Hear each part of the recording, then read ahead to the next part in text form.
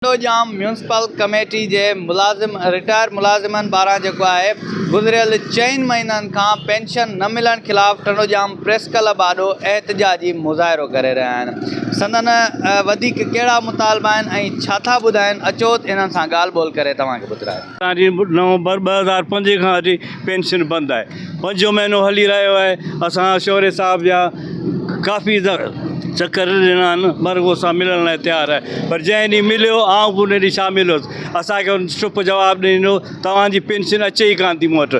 इहा आउं तव्हांखे घर में जेका मूं ॾिनी आहे उहा मूं तव्हांखे पंहिंजे घरां ॾिनी आहे। गुज़र सफ़र असां बसि केॾीमहिल आहे केॾीमहिल कोन्हे। आउं पाण बीमार आहियां, डेली आउं दवाऊं खाईंदो, ब्लड प्रेशर शुगर जो मरीज़ आहियां। मूं वटि घर में अटो कोन्हे, मुंहिंजी 4-5 नियाणियूं आहिनि, बचा बुख ते वेठा आहिनि। अलाह साईं गुज़र करे पियो, पाड़े पती वारा अज़ीज़ मिट माए ॾियनि पिया, उन ते मुंहिंजो गुज़र सफ़र थिए थो।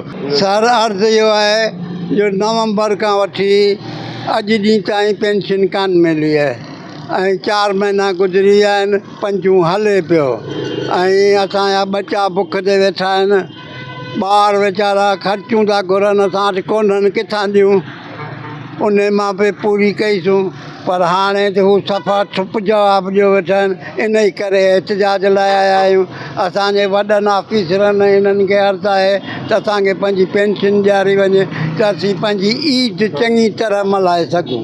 अदा साईं अर्ज़ु आहे त 4 महीना फुल थी विया आहिनि, असां पेंशनरनि जी पेंशन कान मिली आहे।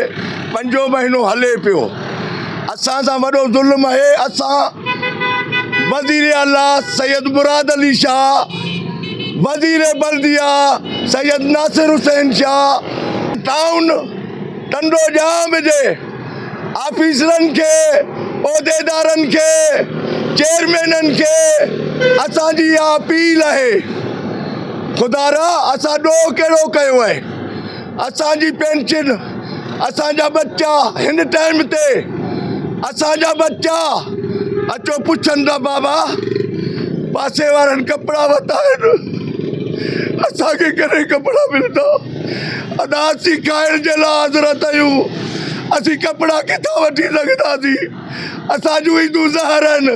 खां वठी नवंबर, दिसंबर, जनवरी, फेबरवरी 4 महीननि खां असांजी पेंशन सर बंदि आहे।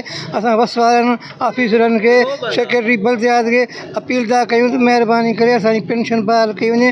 शौरे साहब खे अपील था कयूं, सही असांखे पहिरीं हिते टंडोजाम मां मोकिलियुनि त असांखे 2.5 साल हज़ारे शौरे साहब पेंशन ॾिनी आहे। अचानक तो असांजी पेंशन बंदि करे छॾी आहे, न को का वजह न कुझु आहे, बसि ईअं ई असांखे दरबदर उॾाइनि पिया। असांजा बच्चा आहिनि, असीं मिसकिन आहियूं, असां ग़रीबनि सां ज़ुल्म कयो अथनि। महिरबानी करे असांजो ऑफिसरनि खे अर्ज़ु आहे त असांजी पेंशन बकाया जेका आहे सा असांखे रिलीज़ करे ॾिनी वञे।